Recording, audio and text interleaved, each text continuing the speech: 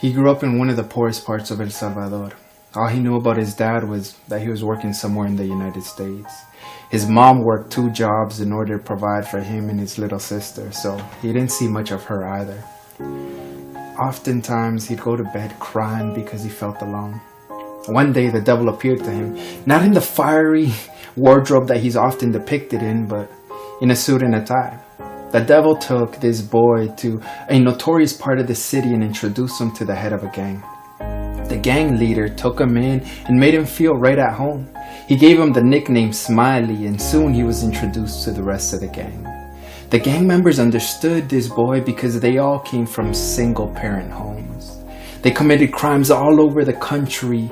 The people often looked down on them and treated them worse than stray dogs. The news anchors would often bicker on TV about how the gangs were the reason for the crime in the country. But he didn't care. As long as he had his gang, he was alright. One day, in the middle of a gunfight with another gang, he was shot and left to die. He knew he was coming to the end, so he cried out to God and said, "Please help me." God took pity on this young boy and came to his rescue. After God had nursed him back to health, he said to him, "Leave your life of crime and come with me." He led Smiley to a church and introduced him to the church leaders. The church leaders took God to one side and said, "God, we're sorry, but this boy doesn't belong here. He's a criminal. He's evil." Smiley overheard their conversation and said, "I knew this was gonna happen. I'm going back to the devil. At least there I know I belong."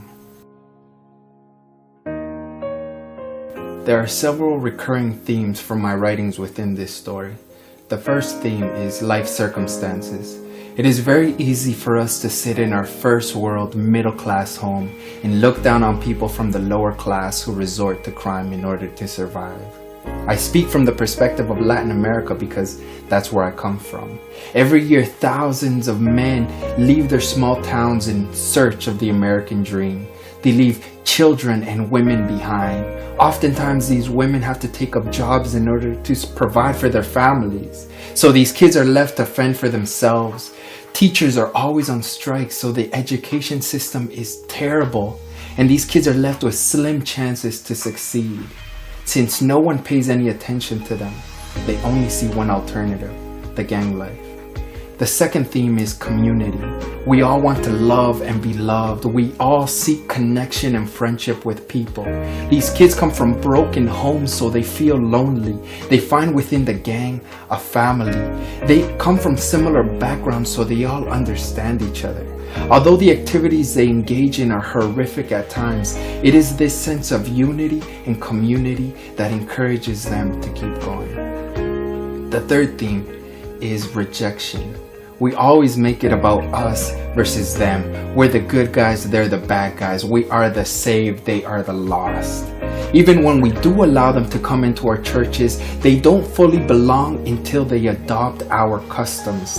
That to me is still rejection. It's like telling a black person that God wants to take their blackness and make them white. That's preposterous to say, but yet we do that when we tell these people that they have to change because they don't fit into the mold of a good Christian. We tell them, change the way you talk. Don't dress like that. Don't listen to that music. Be more like us. When we take that attitude, the response will be, I'd rather go back to the devil. At least there I know I belong.